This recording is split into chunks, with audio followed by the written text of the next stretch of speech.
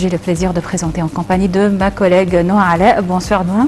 Bonsoir Elhem, bonsoir à tous. Voici tout de suite les principaux titres en ce samedi, le 11 septembre 2021.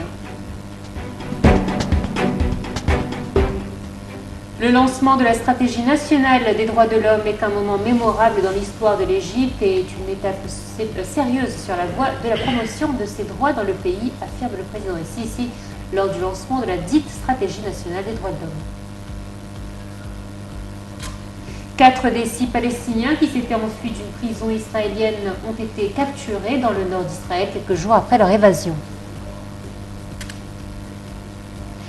L'Amérique célèbre les 20 ans du 11 septembre au cours de cérémonies mémorielles et solennelles d'hommage aux quelques 3000 morts des attentats d'Al-Qaïda.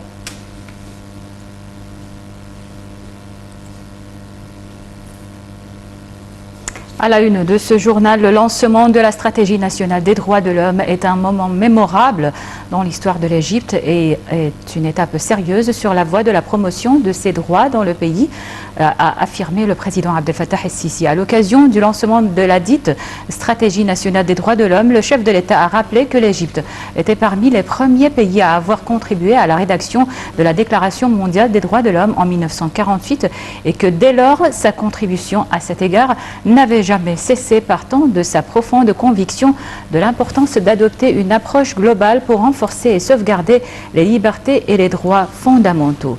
Voici le point sur le lancement de la stratégie nationale des droits de l'homme. Le président Abdel Fattah El-Sisi a assisté ce matin au lancement de la stratégie nationale pour les droits de l'homme. Lors de son allocution à cette occasion, le président El-Sisi a annoncé que 2022 sera l'année de la société civile. Il a appelé la société civile et les organisations non gouvernementales à poursuivre leur action avec assiduité, épaulant ces institutions en vue de réaliser le développement durable dans tous les domaines et de propager la conscience de la culture des droits de l'homme. Cela est susceptible de réaliser les espoirs et de répondre aux aspirations du grand peuple égyptien, a-t-il dit. Intervenant au cours de la table ronde « Les droits de l'homme entre présent et futur », le président El-Sisi a affirmé que le développement est le fondement et la base principale pour bâtir les droits de l'homme. Comment peut-on jouir de pratiques et de vrais droits de l'homme sans construction, s'est demandé le président El-Sisi. Le chef de l'État a fait allusion à cet effet à l'émission présentée par l'animateur Cherif Amer qui avait pour hôte un parent d'un étudiant ayant procédé à une immigration clandestine. Le président a dit « Pensez-vous que cet étudiant a été bien éduqué et instruit? Alors comment a-t-il pensé à fuir le pays clandestinement ?» Cet étudiant a demandé 25 000 livres égyptiennes de ses parents pour procéder à une immigration clandestine. À l'âge de 14 ou 15 ans, quand un étudiant pense à l'immigration clandestine, c'est qu'il a perdu beaucoup de valeurs et de moyens légitimes. Il s'évade pour aller chercher de nouvelles lois en Italie, par exemple, a déploré le président El-Sisi. L'État, suite à 2011, avait fait face à de nombreux défis, a souligné le président El-Sisi lors de la table ronde, soulignant que le slogan était « Pain, liberté, justice sociale ». C'est alors que j'ai dit que la révolution a annoncé le décès de l'État, a dit le président. Le chef de l'État a par ailleurs signalé que l'origine des croyances est la liberté du choix, affirmant la nécessité de respecter l'idée de croyance. Il a également affirmé que la loi sur le statut personnel permet de documenter les cas de divorce pour protéger les droits des femmes. Le chef de l'État a en outre affirmé que la Constitution avait réalisé un élan qualificatif. À notre journal, sur son compte officiel sur les réseaux sociaux, le président El-Sisi s'est dit très heureux du lancement de la première stratégie nationale des droits de l'homme et des discussions qui ont eu lieu au cours de cette session qui prouvent que nous sommes sur la bonne voie. Je cite, « La voie de la construction et de la vie décente pour tous les citoyens est au cœur de notre conception des droits de l'homme, aux côtés des droits politiques », a-t-il souligné. Le président El-Sisi a également écrit que c'est une nouvelle étape franchie par l'État égyptien vers la nouvelle République en consolidant les droits de citoyenneté et en assurant l'égalité entre les citoyens en droit et en devoir. Il a enfin remercié tous les participants.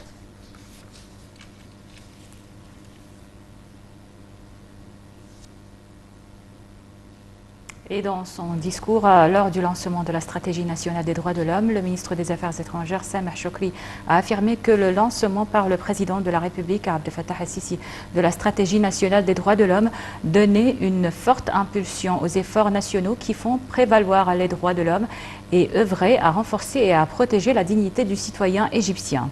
Sameh Choukri a en outre souligné que cette stratégie était une feuille de route qui reflète la réelle volonté politique de l'État égyptien de défendre la dignité du citoyen.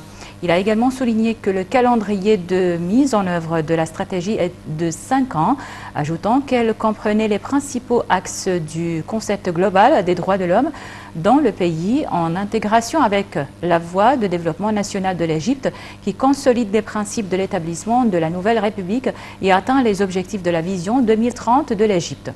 Le chef de la diplomatie a insisté que chaque pays a le droit authentique de choisir le système de valeurs et de règles compatibles avec sa culture en matière de droits de l'homme. Pour sa part, le représentant permanent de l'Égypte à Genève, l'ambassadeur Ahmed Iheb, a souligné que la stratégie nationale des droits de l'homme visait à la poursuite de communication entre le gouvernement et les organisations non gouvernementales et la promulgation d'une loi réglementant le droit d'accès et d'échange de données. Allez, un point sur la pandémie. Le ministère de la Santé a annoncé que 532 personnes rétablies du coronavirus avaient quitté les hôpitaux de confinement hier après avoir reçu les soins médicaux nécessaires, portant le nombre total des cas guéris de la Covid-19 à 245 325 cas. Le ministère de la Santé a toutefois déclaré avoir enregistré 433 nouvelles infections au coronavirus et 11 décès. L'Égypte comptabilise jusqu'à présent un total de 292 018 cas. 92 018 cas de contamination, dont 16 847 décès. L'annonce par Joe Biden que la vaccination